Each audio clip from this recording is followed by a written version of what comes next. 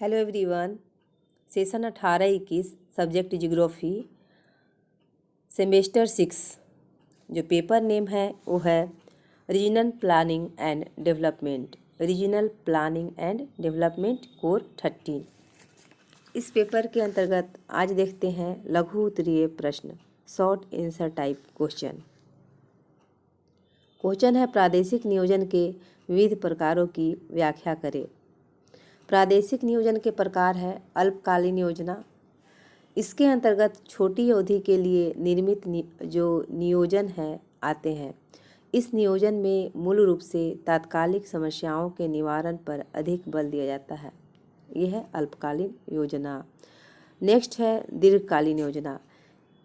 इसमें लंबी अवधि प्रमुख उद्देश्य होता है और इसमें उद्देश्यों और लक्ष्यों के निर्धारण इस प्रकार किया जाता है कि उन्हें एक निश्चित दीर्घकाल में प्राप्त किया जा सके। नेक्स्ट थर्ड है उच्च स्तरीय योजना।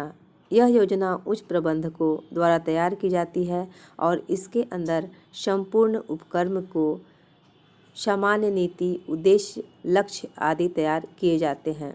नेक्स्ट 4 है मध्य स्तरीय योजना। यह मध्य स्तरीय प्रबंधकों द्वारा तैयार की जाती है और यह योजनाएं युक्तियों के रूप में तैयार की जाती है।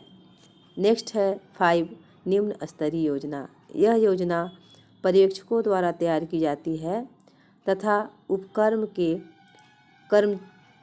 कर्मचारी हैं उनके द्वारा की जाने वाली क्रियाओं से संबंध रखती है। तो आप देखें कि ये जो है प्रादेशिक नियोजन के जो विविध प्रकार हैं, जो डिफरेंट टाइप्स हैं, वो क्या है।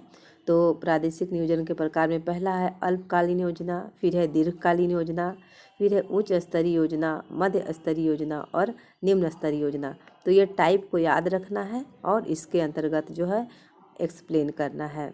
नेक्स्ट क्वेश्चन है प्रादेशिक नियोजन को परिभाषित करें, इसके महत्व का वर्णन करें। प्रादेशिक नियोजन की जो संकल्पना है वह अनिवार्य रूप से विकास की प्रक्रिया से जुड़ी हुई है और नियोजन एक प्रक्रियात्मक साधन या विधि मानी जा सकती है जो स्थानीय एक संसाधन की अंतर संबंधित क्रियाओं से उत्पन्न समस्या मूलक परिदृश्यों में सुधार की जो योजना है वो बनाती है। वस्तुतः प्रादेशिक नियोजन में नियोजन की मूल संकल्पना निहित है।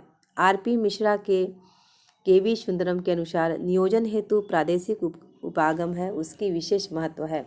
इनके अनुसार मानव विकास और उसके कार्यस्थल के रूप में समष्टि एक यथार्थ है।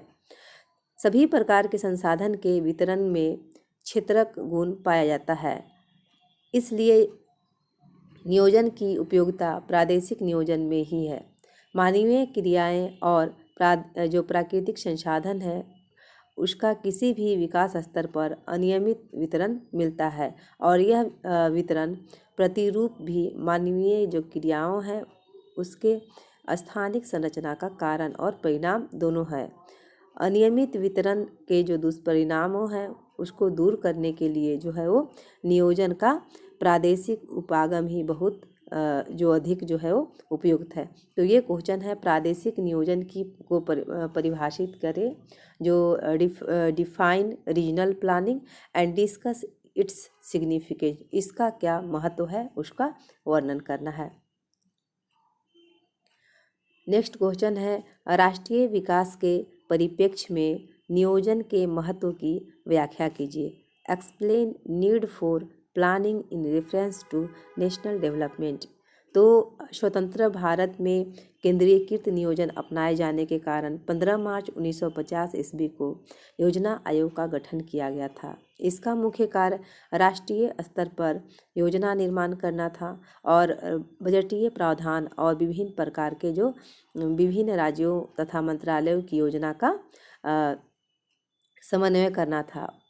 2015 में योजना आयोग का स्थान नीति आयोग ने ले लिया है और राष्ट्रीय परिप्रेक्ष्य में नियोजन का जो महत्व है इस बात में निहित है कि इसके अंतर्गत देश के समस्त भौगोलिक प्रदेश हैं उसको नियोजन का आधार बनाया जाता है।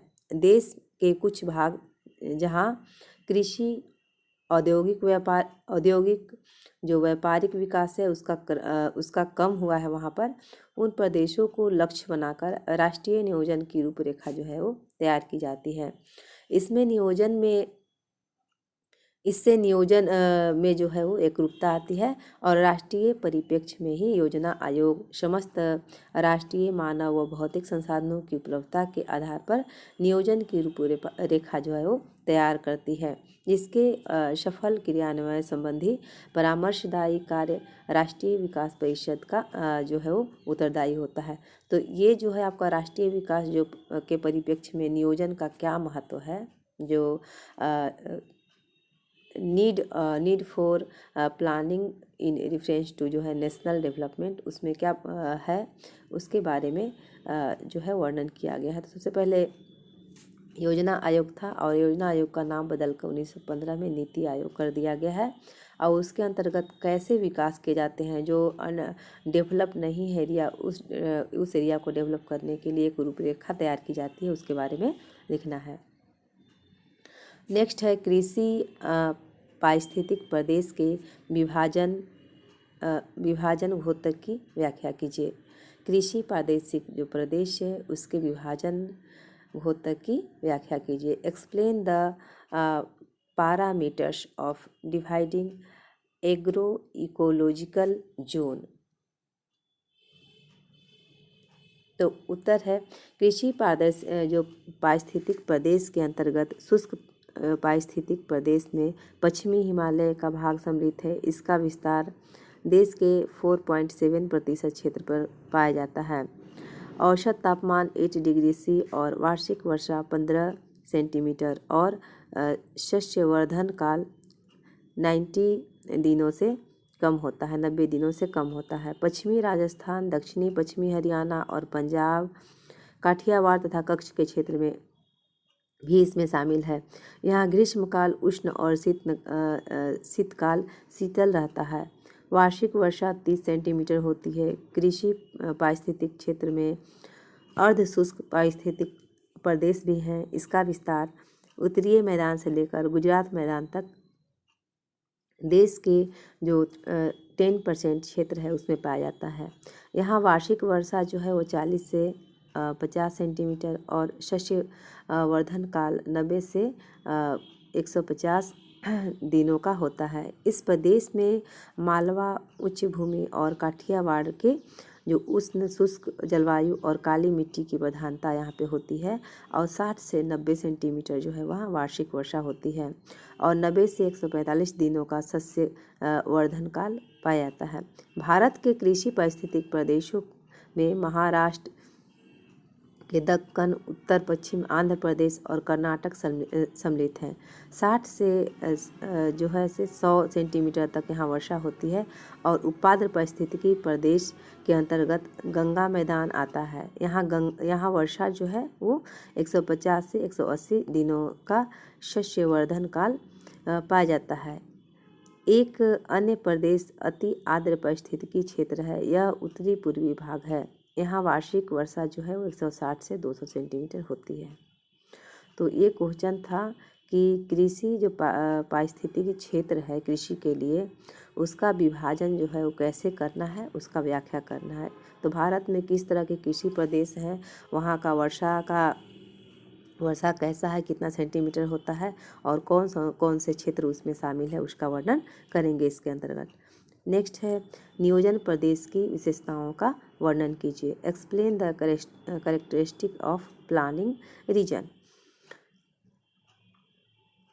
नियोजन सामान्य संकल्पनात्मक जो परिप्रेक्ष्य है में वैयक्तिक तथा सामाजिक स्तर पर संचालित एकीकृत एवं बौद्धिक प्रक्रम है वो कहा जाता है। इसमें नियोजन की मात्र लाभाकांक्षी योजनाओं को जो है वो महत्व दिया जाता है और इसके विपरीत प्रादेशिक नियोजन में मानवीय, सामाजिक, आर्थिक संबंधों में जो गठित सांस्कृतिक परिदृश्य का जो है वो प्रत्यक्ष पक्षों के रूप में अनुभव किया जाता है। स्वभावतः राष्ट्रीय स्तर पर नियोजन प्रक्रिया को सशक्त एवं अस्थायी आधार प्रदान करने के लिए प्रादेशिक नियोजन को अत्यंत उपयोगी माना जाता है। नियोजन एक बहुआयामी उद्देश्य व्यापकता से प्रेरित प्रक्रिया माना जाता है। नियोजन प्रदेश की एक विशेषता यह है कि नियोजन प्रदेश नियमित फैलाव की भौगोलिक क्षेत्र होनी चाहिए। इसकी विशेषता है कि क्षेत्रीय इकाई में बसे लोगों के बीच सामाजिक तथा सांस्कृतिक समागता होती है। इसका आकार इतना छोटा होना चाहिए कि स्थानीय लोगों की इसके विकास में सहभागिता सुनिश्चित हो सके। तो क्या है कि नियोजन प्रदेश की विशेषता क्या होती है, जो प्लानिंग रीजन है उसकी क्या विशेषता होती है। तो जब किसी रीजन को हम प्लानिंग करके उसको डेवलप करते हैं तो ये स्वभावता है कि वहाँ पे डेवलपमेंट बहुत अच्छा होगा। हर तरह से वहाँ जो है बौद्धिक विकास, जो सामाजिक विकास और इकोनॉमिक जो विकास है वो सारा जो है वो में ज़्यादा जो है समरूपता पाई जाएगी और अच्छे स्तर पर होगा। तो इस क्वेश्चन के अंतर्गत इन सभी का वर्णन करना है। नेक्स्ट जो है वो है विकास के मेडल प्रतिमान की परीक्षण कीजिए। एक्सप्लेन मेडल जो मॉडल है ऑफ डेवलपमेंट। तो गुनार मेडल, विकास के जो गुनार मेडल सिद्धांत है उसका परीक्षण में गुनार मेडल ने विकसित और विकासशील और अविकसित जो अर्थतंत्र है उसका विशद अध्ययन करके सघन जनसंख्या और निम्न आर्थिक विकास वाले क्षेत्र के आधार पर अपनी संचयी कार्योत्पादन है उसका मॉडल विकसित किया है। और यह मॉडल इस धारणा पर आधारित है कि स्वतंत्र जो अर्थतंत्र में किसी भी केंद्र या क्षेत्र में परिवर्तन दूसरे केंद्र या क्षेत्र में परिवर्तन नहीं लाते हैं, बल्कि ऐसे परिवर्तन को प्रोत्साहित करते हैं जिसमें पूर्व केंद्र या क्षेत्र में विकसित तंत्र उसी दिशा में विकसित होता है जिसमें प्रथम परिवर्तन विकसित होता है। इसी आधार पर मेडल प्रतिपादित करते हैं कि किसी भी देश में कोई क्षेत्र अपने विशिष्ट संसाधनों के बल पर दूसरे क्षेत्र की अपेक्षा अधिक विकसित होता है। मेडल के अनुसार जब पूर्व क्षेत्र में एक आर्थिक विकास प्रारंभ हो जाता है तो चतुर्दिक क्षेत्र में श्रम, पूंजी और वस्तुओं के प्रवाह जो है वो बढ़ाते हैं। इस प्रकार आर्थिक कार्य उस पूर्व क्षेत्र में केंद्रित हो जाते हैं। दूसरे और क्षेत्र जो शेष क्षेत्र हैं उसमें कुशल श्रम और पूंजी व अन्य उत्पादक पदार्थ पूर्व क्षेत्र की ओर जो है वो प्रवाहित होते जाते हैं। मेडल का मॉडल वर्तमान विश्व में आर्थिक विकास के जो क्षेत्रीय वास्तविकता को स्पष्ट करने में जो है वो समर्थ है। तो गुनार मेडल है उनका प्रतिमान जो है वो विकास के प्रतिमान को लिखना है कि गुनार मेडल के अनुसार विकास का क्या प्रतिमान है, कैसे विकास जो है वो होता है, किस तरह से। नेक्स्ट क्वेश्चन है विकास की अवधारणा की व्याख्या कीजिए। Explain concept of development. आर्थिक विकास के संकल्पनात्मक विश्लेषण से यह स्पष्ट होता है कि आर्थिक विकास विशुद्ध रूप से मानवीय क्रिया है जो धरातल पर उपलब्ध विविध संसाधनों और मानवीय क्षमता के अंतःक्रियात्मक संबंधों का परिणाम है। इस तरह आर्थिक विकास में मानवीय क्षेत्रों तथा संसाधन पक्ष सम्मिलित है। यहाँ मानव से तात्पर्य मानवीय क्षमता से है। इस तरह आर्थिक विकास का केंद्र मानव है। वहीं विशेष क्षेत्र में उपलब्ध संसाधनों से अंतःक्रिया करके आपेक्षिक विकास स्तर का निर्धारण करता है। आर्थिक विकास की प्रक्रिया में मानवीय क्षमता के क्रमिक विकास से संसाधनों की जो उपादेयता है वो घटती और बढ़ती है, लेकिन तकनीकी क्षमता में अभिवृद्धि के परिणाम स्वरूप संसाधन का परिवहन एवं संशोधन भी संभव होता है। इसलिए संसाधन विहीन क्षेत्र में भी आर्थिक विकास की गति को संचालित किया जा सकता है। तो विकास की अवधारणा है कि विकास जो है वो कैसे होता है, उसके क्या जो है प्रतिमान है, उसका डिफिनेशन लिखना है। नेक्स्ट क्वेश्चन है विकासशील देश की क्या विशेषताएं हैं। Explain characteristic of developed country. विकासशील राष्ट्रों का उद्देश्य द्वितीय विश्व युद्ध के उपरांत 1945 ईस्वी में जो है वो औपनिवेशिक सत्ता के स्वतंत्र नवोदित राष्ट्रों के जो संदर्भ में किया गया है। औपनिवेशिक सत्ता से मुक्त जो एशिया, अफ्रीका और लैटिन अमेरिका राष्ट्रों के समक्ष राजनीतिक जो अस्थायित्व है, सामाजिक आर्थिक विकास की चुनौती जो है वह उत्पन्न हुई। विकासशील राष्ट्रों की एक प्रमुख विशेषता यह है कि ये पूर्णतः पश्चिमी यूरोपीय देशों के समान पूर्ण विकसित और औद्योगिक राष्ट्र न होकर पिछड़े राष्ट्र हैं, जिन्हें तीसरी दुनिया के देश जो है वो कहा जाता है। इन राष्ट्रों में आर्थिक विकास एक चुनौती होती है, क्योंकि औपनिवेशिक राष्ट्रों द्वारा इनके भौतिक संसाधनों का अधिकतम दोहन किया जा चुका है। ये देश राजनीतिक रूप से स्वतंत्र हैं, लेकिन इनकी आर्थिक विकास की जो गतिविधियां पर आज भी विकसित राष्ट्र का नियंत्रण है।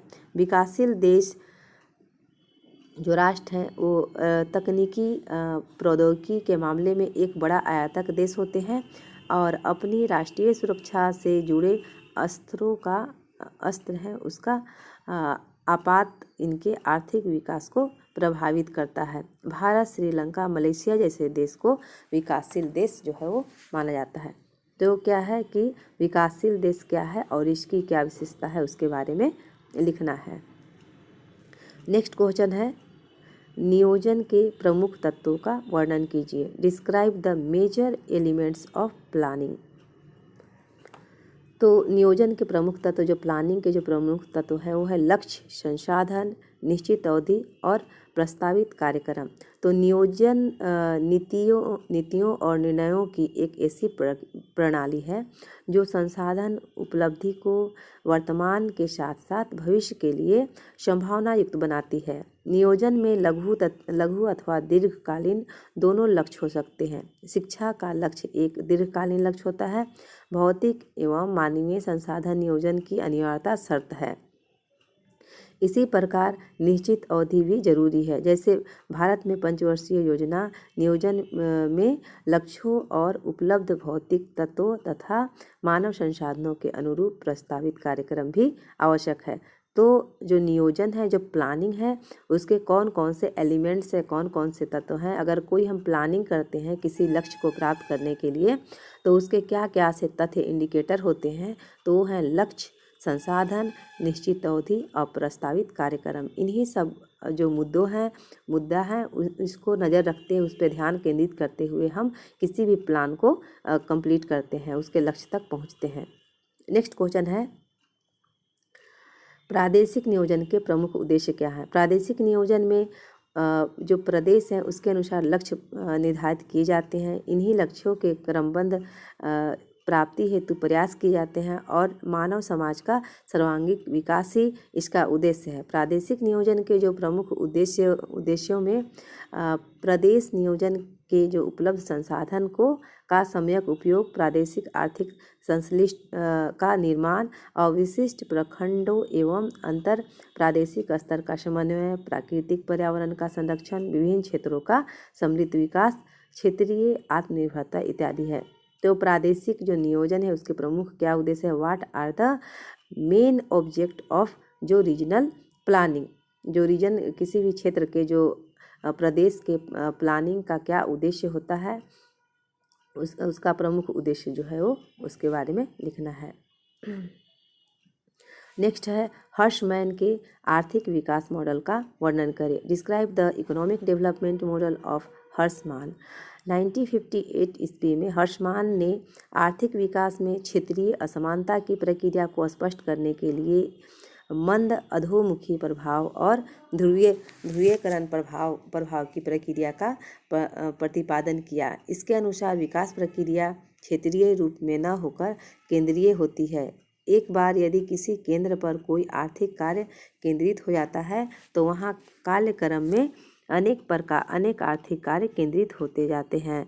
इस तरह कार्य आर्थिक विकास के तत्वों के संकेंद्रण हो जाता है। ऐसी उपलब्धता सुविधाओं के कारण घटित होता है और इस तरह उस पर केंद्र और आर्थिक विकास का ध्रुवीकरण हो जाता है। हर्षमैन का जो मुख्य तर्क था कि ध्रुवीकरण के कारण जब आर्थिक विकास की असंतुलन पैदा हो जाती है तो अविकसित क्षेत्र में विकास को प्रोत्साहित करने वाली शक्तियाँ संतुलित स्थापित जो है वह कर देती है।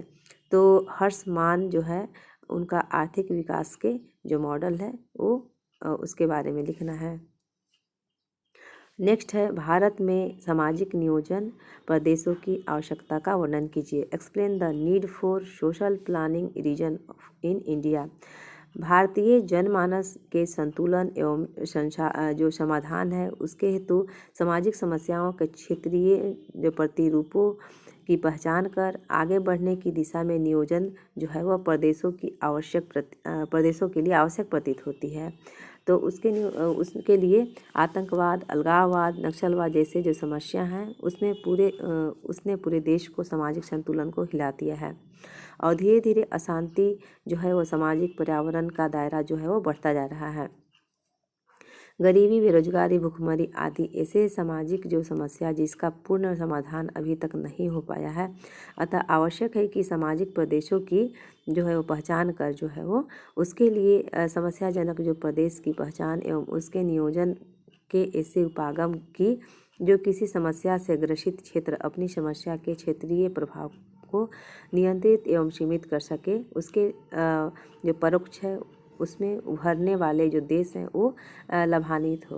तो क्वेश्चन था कि भारत में सामाजिक नियोजन प्रदेश की आवश्यकता का वर्णन कीजिए। क्यों है, किस तरह से भारत के जो सामाजिक नियोजन है, जो सोशल प्लानिंग है उसकी क्या आवश्यकता है और क्या प्रभाव पड़ता है। अगर सोशल डेवलपमेंट नहीं हो रहा है तो उसके लिए कौन सा प्लान किया जाए कि उस क्षेत्र को अच्छे से जो है वह विकसित किया जा सके। नेक्स्ट क्वेश्चन है नियोजन प्रक्रिया में सहभागिता के महत्व का वर्णन करें। तो ये है explain the importance of people participating in planning process. 1993 ईस्वी में से पूर्व तक भारतीय नियोजन के जो नीति निर्धारण और कार्यान्वयन में केंद्रीयकरण की प्रवृत्ति प्रभावी रही है। जब से संसद एवं विधानसभा सदस्यों को विकास निधि के रूप में धनराशि प्राप्त की जाने लगी है तब से लेकर अब तक जो संसदीय और विधानसभा स्तर पर भी योजना निर्माण और कार्यान्वयन के लिए उत्तरदायी होने की भावना जो है वो तेजी से विकसित हुई है।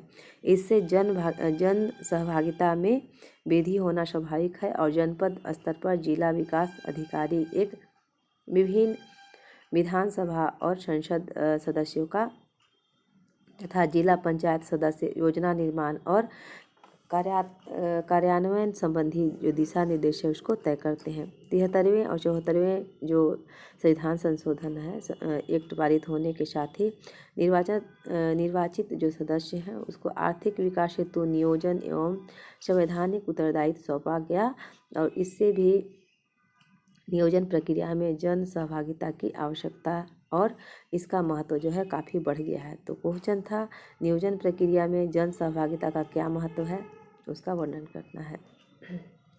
भारत में बहुस्तरीय नियोजन आवश्यकता का वर्णन कीजिए। Describe the need for multi level planning in India.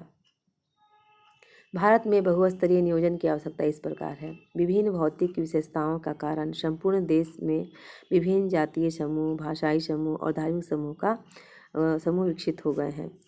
निरक्षरता, रूढ़िगत विश्वास, शोषण में प्रवृत्ति के कारण जो विभिन्न क्षेत्र हैं एक दूसरे से अलग हो गए हैं। नेक्स्ट है केंद्रीय नियोजन प्रक्रिया में सीमांतीय क्षेत्र लाभान्वित नहीं हो पाए हैं, एक तरह से उनकी उपेक्षा की गई है। नेक्स्ट है समाज के अधिकांश पिछड़े लोग नियोजन प्रक्रिया के लाभ से वंचित रहे हैं। केंद्रीकृत नियोजन के अंतर्गत वित्तीय संसाधन और बजट संसाधन को निम्नतम स्तर तक लाना आवश्यक है। निम्न स्तर तक योजना के ढांचों को विकसित करना ताकि जिस क्षेत्र में उसके लिए योजना बनानी है उसकी भागीदारी को सुनिश्चित किया जा सके। तो ये जो है आपका भारत में बहुस्तरीय नियोजन आवश्यकता का वर्णन कीजिए। नेक्स्ट क्वेश्चन है प्रदेशीकरण की विभिन्न विधियां का उल्लेख कीजिए। Explain the various method of regionalisation. तो उसका जो आंसर है वो है, देखिए, प्रदेशीकरण का पहला आधार भौतिक असहमति है। इसके अंतर्गत उच्चावच, जल प्रवाह, जलवायु, मिट्टियाँ आदि की विविधता का आधार मानकर बृहद विभाजन किया जाता है।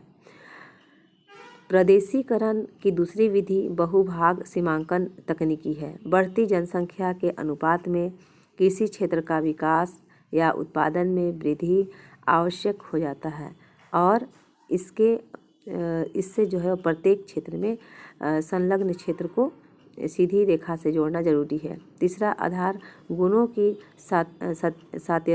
सात्यता है और इसमें क्षेत्रीय पहचान कर उसके लिए चयनित गुणों को लक्षण के आधार पर प्रदेशीकरण है। चौथी विधि अध्यारोपण की विधि है। इससे भौतिक तत्वों एवं मनुष्य जन्म लक्षणों के आधार पर भी प्रदेशों का सीमांकन किया जाता है। तो प्रदेशीकरण की विभिन्न विधियां क्या है उसका वर्णन करें, उसका वर्णन करना है। राष्ट्रीय विकास परिषद का वर्णन कीजिए। Explain the national development council. Answer है, राष्ट्रीय विकास परिषद एवं एक जो है वह गैर संवैधानिक परामर्शदायी संस्था है जिसका गठन 6 अगस्त 1952 ईस्वी को केंद्र सरकार द्वारा किया गया था। राष्ट्रीय विकास परिषद एक गैर संवैधानिक परामर्शदायी संस्था है। इसका गठन 6 अगस्त 1952 ईस्वी को केंद्र सरकार द्वारा किया गया। परिषद की जो बैठक है उसकी अध्यक्षता प्रधानमंत्री करता है और परिषद में योजना आयोग के सभी सदस्य, सभी राज्यों के मुख्यमंत्री, केंद्र शासित प्रदेश के उपराज्यपाल शामिल होते हैं। राष्ट्रीय विकास परिषद की प्रमुख कार्य योजना आयोग द्वारा जो प्रस्तावित नियोजन है, नियोजन के प्रारूप को बेहतर क्रियान्वयन के लिए, बेहतर बनाने के लिए उसमें परामर्श देना है। तो ये जो था आज हम लोग देखें कि अति लघु उत्तरीय जो प्रश्न है उसमें किस तरह का प्रश्न जो है एग्जाम में पूछा जा सकता है। ठीक है, ओके, थैंक यू।